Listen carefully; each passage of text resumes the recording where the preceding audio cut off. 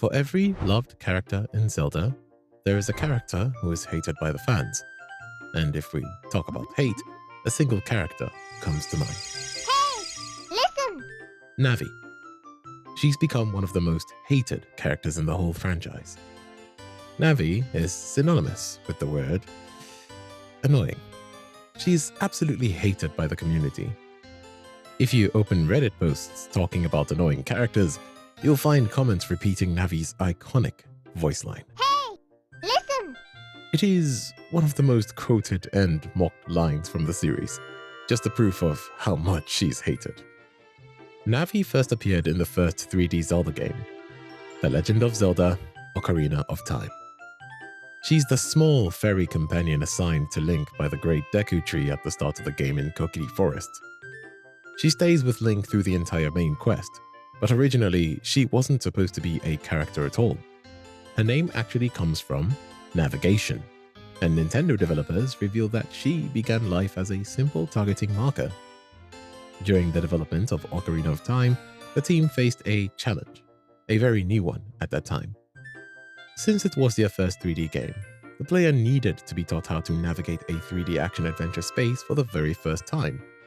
The solution was Navi.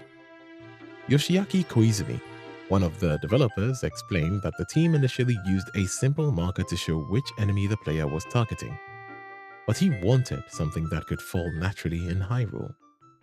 That marker eventually evolved into a fairy, which every Zelda fan loves to hate. Navi was voiced by Kaori Mizuhashi. Once the system was named Navi for navigation, she expanded into a full character who could guide the player and signal information through color changes. The developers would later acknowledge that Navi's hint system was actually a step down from what they really wanted.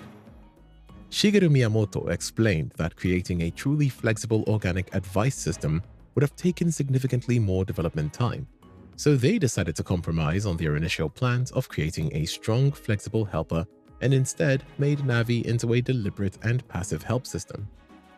That insight by Shigeru Miyamoto is why Navi is hated. She was a compromise for a helper system that would not be as passive and outright as stupid as her.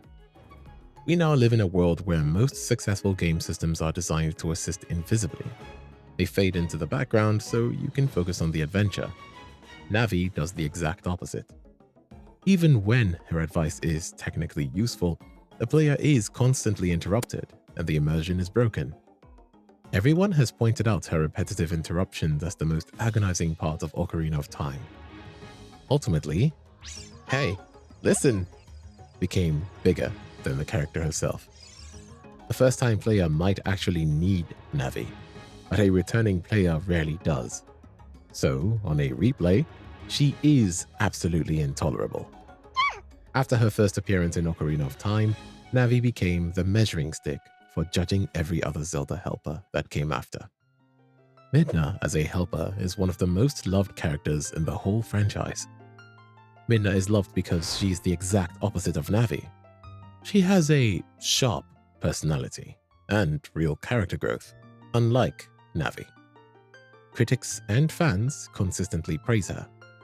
In recent polls and discussions, she's still one of the most loved characters, even though she made her appearance 20 years ago. She appears in Twilight Princess as a member of the Twilight race.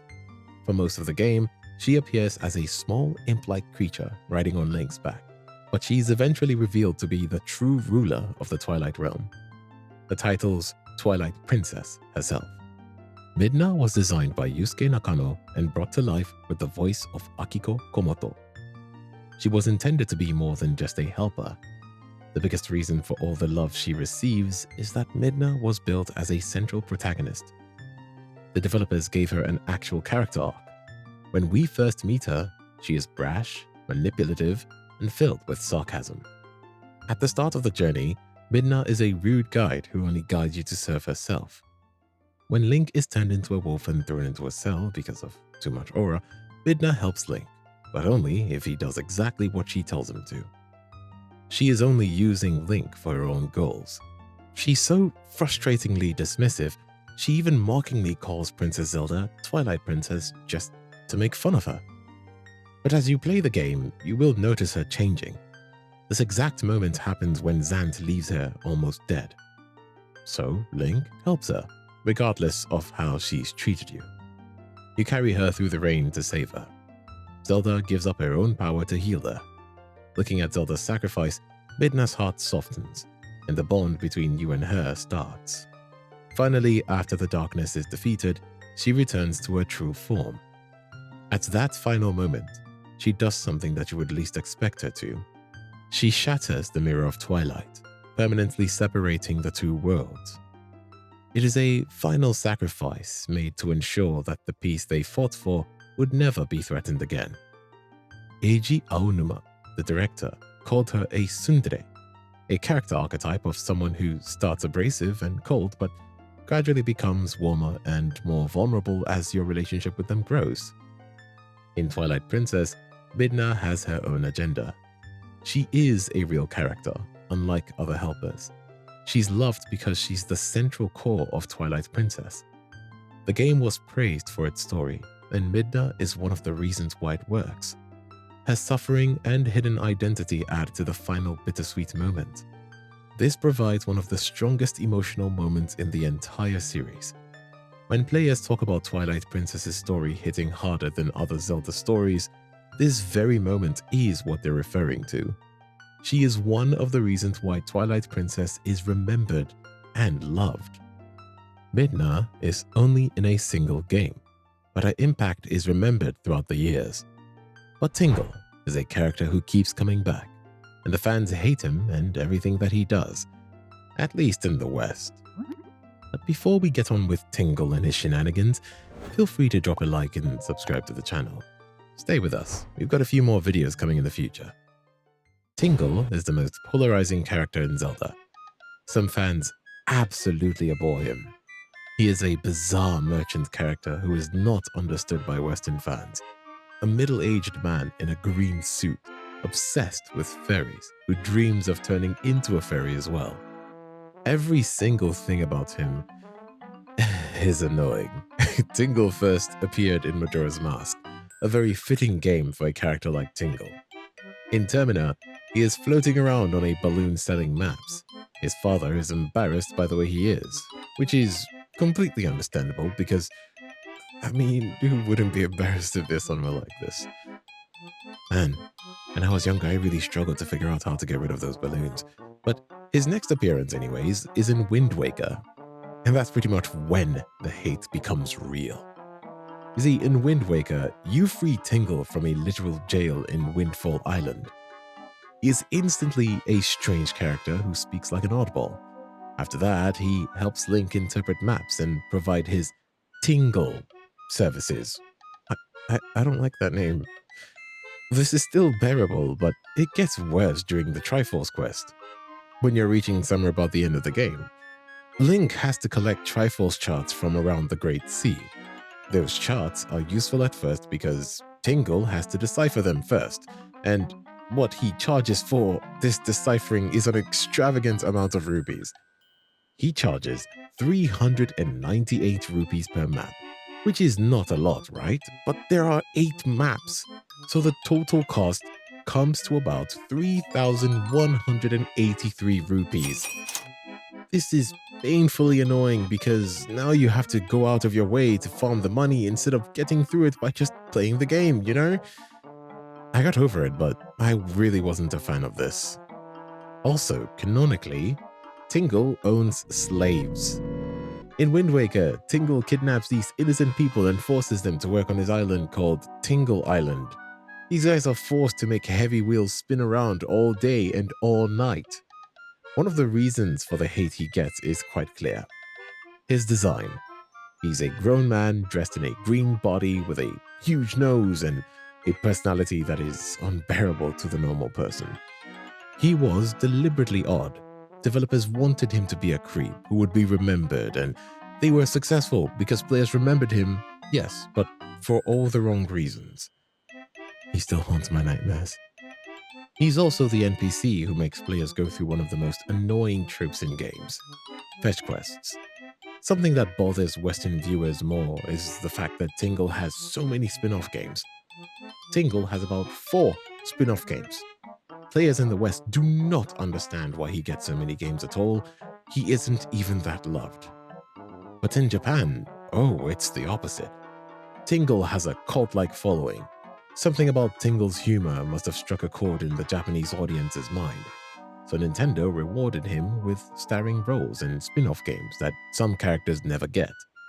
That made some Western players feel as though Nintendo was doubling down on a joke character they already disliked. The result of all this is a character with a reputation that is horrible in the West but loved in Japan. But Beedle is a character who is absurdly loved by everyone. He's the game's beloved traveling merchant with an obsession with beetles. He's a recurring character who is just a little bit off with his strange cheerfulness, though throughout all the games, he sells many useful items and keeps changing his look in different games. With every game, he's become one of the most loved recurring NPCs. Beedle first appeared in Wind Waker. His appearance here is simply iconic and memorable. Unlike Tingle, Beedle is loved in this game. He runs the Shopship, a useful floating store found around the Great Sea, and he is selling useful supplies to Link at prices that will empty your rupee wallet. Unlike someone. I'm looking at you, Tingle, just in case I haven't made it this obvious yet. We're looking at you, Tingle. This makes Beedle a useful traveling merchant who meets Link out in the world, instead of a normal town shop. He helps Link in places where help is needed the most, pretty much. In Phantom Hourglass, he is still a seafaring merchant.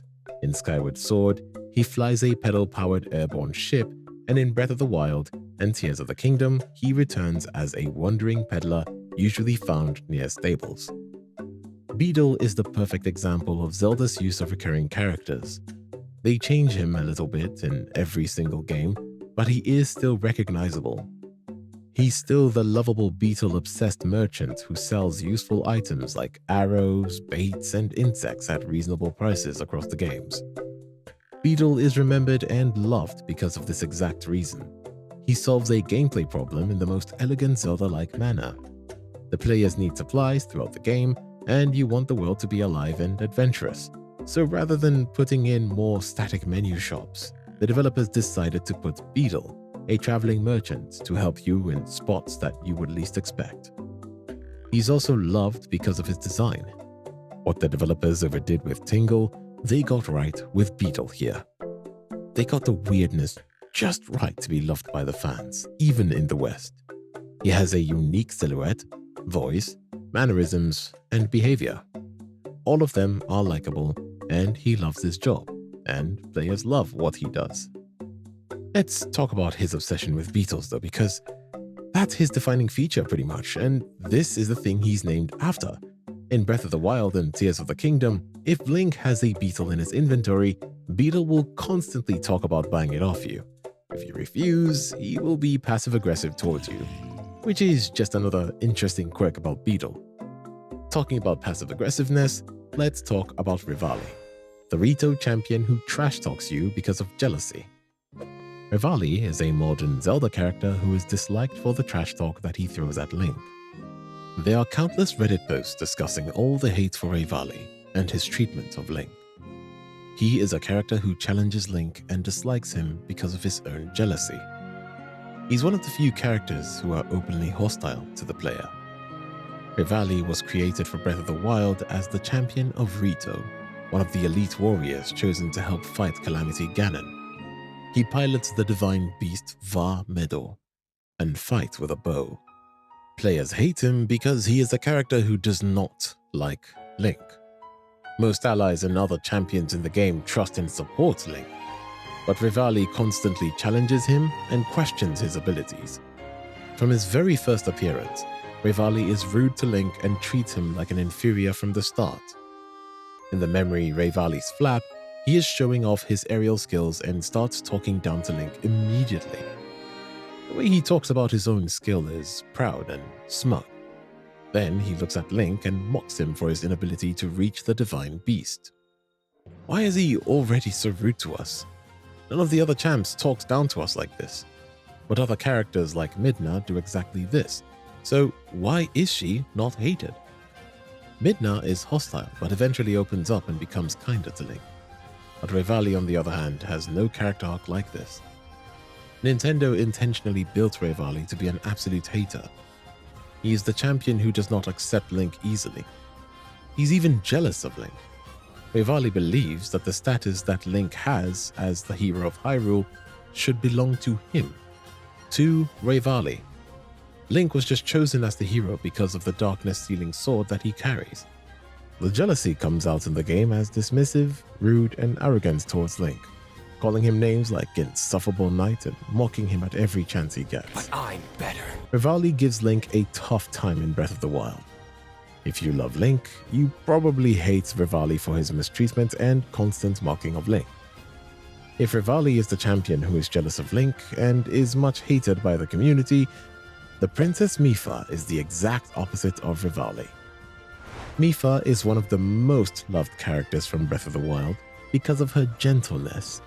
Just like Revali, she is one of the 4 champions in Breath of the Wild and pilots the divine beast, Ruto. She is King Dorephan's daughter and Sidon's older sister. In Breath of the Wild, she exists in both the past story memories and after her death as a spirit tied to Ruto. She is first introduced through memories. You find her later in historical records and the Ruto questline. She is loved by her people and is the beloved princess of the Zora. She is genuinely kind to Link. Zelda has many characters who truly care for Link, but Mipha is different because her care and love for Link are paired with her role as a royal champion. She is a graceful and strong warrior. Her relationship with Link is truly admirable and tragic. She's an old friend of Link's who knew him before the disaster. She even made the Zora armor for him. It is quite evident that she loved Link. However, when she learned that his heart belonged to Princess Zelda, she was not upset and was ready to do anything to protect Link. Her story is tragic. Players are bound to be a little sad when any cutscene or memory with her plays. Mipha's grace, her ability, is just like her. It heals you and protects you from death.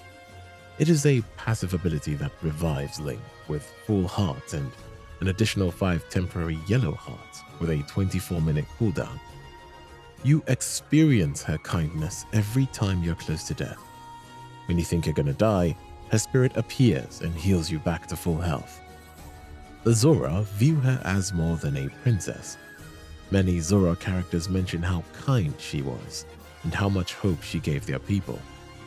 Even 100 years after the calamity, the Zora still mourn her loss.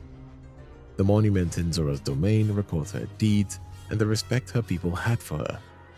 Her connection with Link also has deep roots in Zora culture. In Zora tradition, the Zora armor is crafted by a Zora princess for the person she wishes to marry. When you learn this during her questline, you learn what that armor set meant. It's never said outright in the present timeline, but long before the calamity, Mipha had a thing for Link. She had chosen him to be her husband. Mipha is so loved by the fans that they would pick her over Zelda, as her care for Link feels natural and tender. She grew up with Link and likes him for who he is. With Zelda from Breath of the Wild, the bond that they share is tangled up in pressure and duty that they both share. Mipha is the Zora princess who loves Link dearly and is absolutely adored by the fans. But there is another Zora princess who is hated by the fans. Princess Ruto from Ocarina of Time, or at least her young version. Princess Ruto is an infamous older Zelda character from Ocarina of Time. Mipha represents the absolute peak of the Zora's kindness and grace, but when you play Ocarina of Time on the Nintendo 64, the royal Zora that you interact with is the worst of the Zora. Young Princess Ruto is infamous in the community for her painfully annoying quests and her most insufferable personality. Just like Mipha, she is the daughter of the Zora King and is an essential part of the game. Princess Ruto is first encountered inside the belly of Lord Jabu Jabu. The moment you meet her inside that belly, her annoying personality stands out clearly. Young Ruto is haughty, spoiled, and does not cooperate with you at all. You would expect her to be welcoming of you and the help that you are about to offer her, but she will flatly refuse this help, and this princess, in the truest sense, refuses help. She demands that he leave her alone, already acting entitled and bratty. But the main reason why fans have so much hate for her is the escort mission that comes after, which is also an underwater level. What do gamers hate more than escort missions and underwater levels? Both of them combined. That's exactly what Princess Ruto makes players go through while being annoying and haughty to deal with. Princess Ruto literally forces Link to carry her around the dungeon. You have to haul her around and even use her weight to press down switches. But if you make a small mistake and drop her in the wrong spot, fall off a ledge, or leave a room without her, be ready to walk all the way back. This will force you to backtrack all the way, and what you'll find there is a scolding from her, where Revali's arrogance is most limited to cutscenes. Ruto's entitlement actively disrupts and frustrates you. Her personality becomes a part of the game, and it is not fun at all. She treats Link like an annoying burden rather than a savior when she is the actual burden in the most literal sense. Just like Mipha, Ruto has marriage on her mind. After defeating the dungeon, Ruto rewards Link with Zora's Sapphire. But unlike Mipha, her advances on Link are much more blatant and creepy. When she hands over the Zora's Sapphire, she declares it to be the Zora's engagement ring, locking Link into marriage with Ruto. This is completely unconsensual and is tied to an essential item required to save Hyrule. If young Ruto is the demanding, spoiled royal who drove players crazy, our next loved character is a royal who completely won over the internet with boundless positivity, a sparkling smile, and a legendary thumbs up. Now we look at another Zora royal who is loved by modern fans, Prince Sidon, Mipha's younger brother and the current prince of the Zora in Breath of the Wild. He is a character filled with boundless joy and embodiment with positivity that is contagious to the players. Players first approach him in the Lanariu region, the area which is cursed with endless rain caused by the rampaging divine beast Varuta, which was once piloted by Mipha. The path to the Zora's domain is a long, dangerous trek up a long, winding river. It is filled with several high-level enemies armed with shock arrows, which become potent in the heavy rain of the region. The rain makes Link slip off the cliff, and the journey is hellish. But right when the journey starts to feel overwhelming, you find the glorious chatfish Sidon at the inaugural bridge. He keeps popping up to encourage you from the waters and points the path forward. His presence makes the grueling journey bearable. Fans adore Sidon for his unwavering support towards Link and his highly expressive personality. When you see him, he is usually striking his signature pose. Sidon is so hype that he literally has a sparkle in his smile. He has undeniable faith in Link, and it is clear from the moment they meet. Sidon will constantly encourage Link to believe in his skill. Many of the older Zora in the domain, like the Elder Muzu, hold a deep century-long grudge against Link. They explicitly blame him for the calamity and for the tragic death of their beloved Princess Mipha.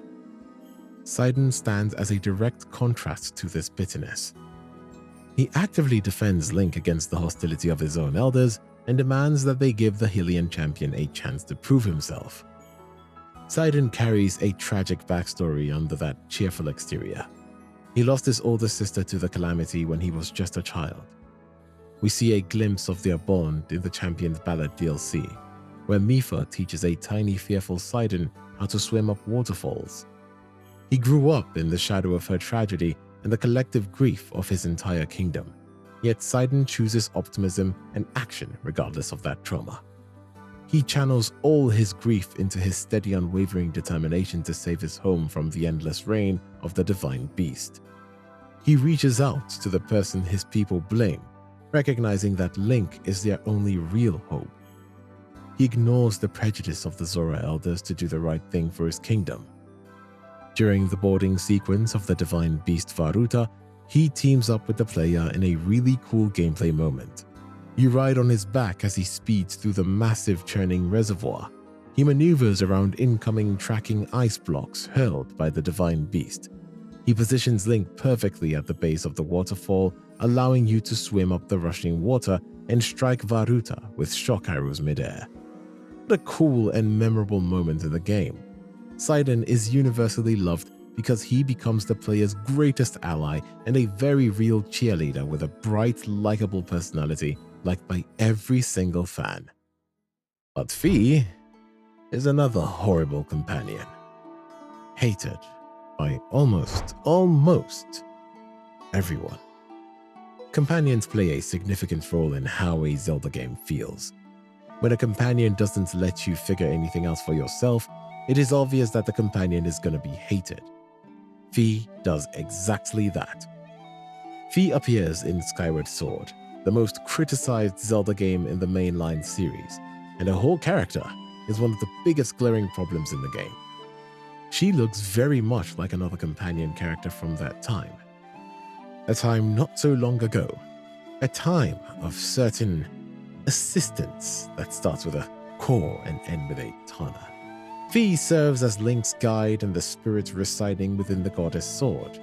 Nintendo designed her to lead the player through this game, and canonically, she is the very first ever companion. As Skyward Sword is the first game in the timeline, the core issues with Fi comes down to her constant interruptions. She pops out of the sword repeatedly to state things the player can already see on the screen. If you walk into a room with a locked door, the camera pans to show you the lock. Fi will then stop the game to inform you that, this door requires a key. When your health drops to 3 hearts, the game plays a loud, continuous beeping noise, just adding to the amount of unnecessary things in the game. Her dialogue relies heavily on weird probability calculations. She frequently tells Link that there is an 85% or 90% chance of an obvious event happening. Bro, these statistics add zero value to the actual puzzle-solving experience. They do nothing but add more slop to an already dialogue-heavy game. Skyward Sword is known for its intense handholding. Fi, our companion, if I want to call her that, in this game is an example of that. She will constantly interrupt players and will make you feel like the game does not trust you to play. Every time you pick up a common item like an amber relic after booting up the console, the game pauses to explain what it is all over again. And Fi, the one who is mostly delivering these redundant tutorials, hey, you picked up an amber relic, Link. This is meant for... Quiet. I don't want to hear it anymore. Her constant presence disrupts the flow of exploration. You want to dive into dungeons, fight enemies, and discover things on your own? Well, guess what? Fi comes in the way of that fun. Having a companion constantly pause the game mid-action to explain obvious puzzle solutions steals all the fun from some of those moments of triumph. She was hated by the community, just like Navi, but she isn't as iconic as Navi. And her, chime that, hey, listen, Listen. At the end of the game, Fi goes into an eternal sleep with the Master Sword. Thank goodness. This is supposed to be an emotional moment, a farewell between Link and his companion. But after spending 40 hours being tortured by unskippable tutorials, players barely cared about her. But when players bid farewell to Marin from Link's Awakening, they were left speechless with grief. Oh, Marin. While Fi disrupts the adventure, Link's Awakening introduces a companion who earns player affection through her interactions with the player. Marin from Koholint Island is universally loved. She finds an unconscious Link washed up on the shores of Koholint Island and brings him into her home. Players will build an instant connection with Marin because she bears a resemblance to Princess Zelda, which creates a sense of familiarity and trust. Marin lives a peaceful and quiet life in Mabe village with her father, Taran. You often find her standing in the village square, singing the ballad of the windfish to a gathering of animals. The game includes a brief escort sequence with Marin. This one is actually cute. Link needs her to sing to a sleeping walrus blocking the path to the Yana Desert. During the journey to the desert, Marin follows Link around the island. If you take her to the trendy game, she uses the crane to pick up the game operator. If you dig with the shovel, she cheers you on. If you attack chickens, she scolds you. She reacts to the world around her, acting as a genuine companion. Players actively enjoy taking her to different locations just to see her reactions. The true reason why fans love Marin lies in the tragic end of Koholint Island. During the game's most emotional moment, you are sitting together on the beach, and Marin will share her deepest wish with Link. She will gaze out at the ocean and confess that she wants to become a seagull, and she longs to fly away from the island and see the world beyond the horizon. Now you are connected to Marin, but then the game reveals a sad reality. Koholint Island and everyone on it, including Marin, exists only within the dream of the windfish. To beat the game and escape, Link must wake the windfish. Doing so will erase the entire island from existence. Now, you are forced to destroy the world of the person who saved your life. Players carry a profound sense of guilt as they complete the final dungeons. But the game has a little secret ending, because if the player finishes the game without a single game over, a secret ending scene plays. After the island vanishes, a single seagull flies across the screen. What could this mean? This could mean that Marin's wish came true. She turned into a seagull. The silly little interactions with the player and her tragic fate make her a beloved character in Zelda. It really is nice to be able to talk about these characters in detail. Sometimes people often forget that a character in a game being your partner or your enemy makes the journey just as much as it can break it.